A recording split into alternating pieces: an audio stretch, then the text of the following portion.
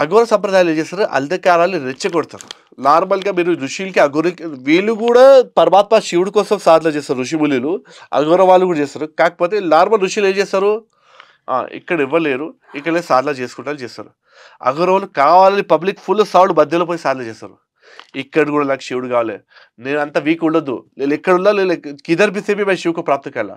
అందుకోసం వాళ్ళు నార్మల్ వాళ్ళు తాగుతారు, వాళ్ళు మత్తుకొలతో తాగుతారు, అవి వెళ్ళి వేసి కానీ ఆ గోరీలు కూడా తాగుతారు. వెళ్తే తాగిలా కూడా నేను శివులు మర్చిపోదు, నేను మర్చిపోయాలంటే వేస్ట్, నేను బ్రష్ పడి చచ్చిపోవాలి కానీ నేను శివులు మర్చిపోతున్నాడు. ఆ భక్తి యొక్క లెవెల్ ఆలోచించండి.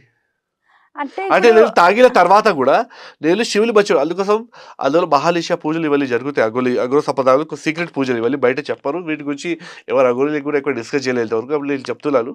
ఈ మహానిష పూజలు ఏం చేస్తారు, రాత్రి వెళ్తా తాగుతారు. మేము కాపాలికం, ఈ కపాలలో అది అమ్మవారు ఒక తీర్థం తీసుకొని తాగితే అమ్మవారు స్తోత్రాలు చెప్తారు. ఆ స్తోత్రాలు నాలుక తడబడాయించొద్దు. ఎంత మీరు తాగిలా నాలుక పైన గ్రిప్ ఉండాలి. ఇక్కడ బలస వాచ కర్మ అన్బ్యాలెన్స్ కావద్దు. మీలో ఇలా నిలబడాలి శక్తి గట్టిగా, మీలో సత్యమల్ల నిలబడాలి. ఆ ఒక్క తత్వం ఈ ఘోరమైన మాయలో మీరు అఘోరగా ఉండాలి. అప్పుడే మీరు అఘోరి అనమాట. అష్టపాశాల నుంచి విముక్తి అవ్వడం ఒకటి, ప్లస్ దానిని మీరు గెలికి నెగిటివ్లీ గెలికి ప్రతి దానిపైన మీరు శాసనం చేయగలగాలి.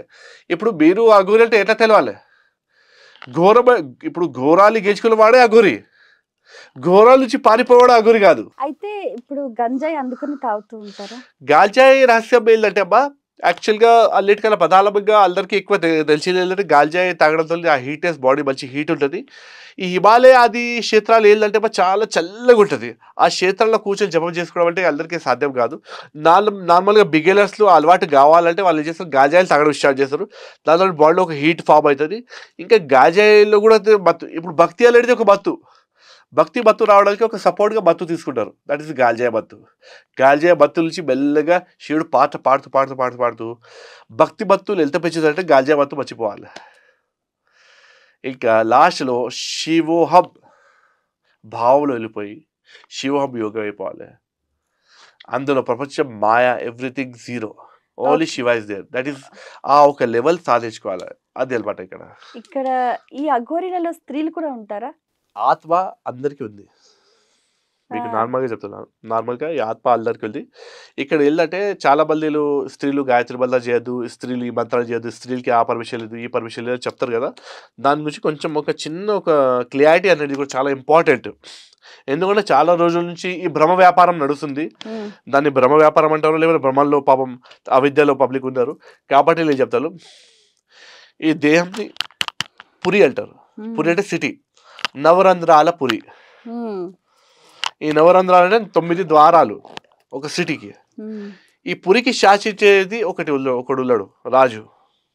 ఆ రాజు ఆత్మ, ఆ ఆత్మకి పురుషుడు అంటాడు.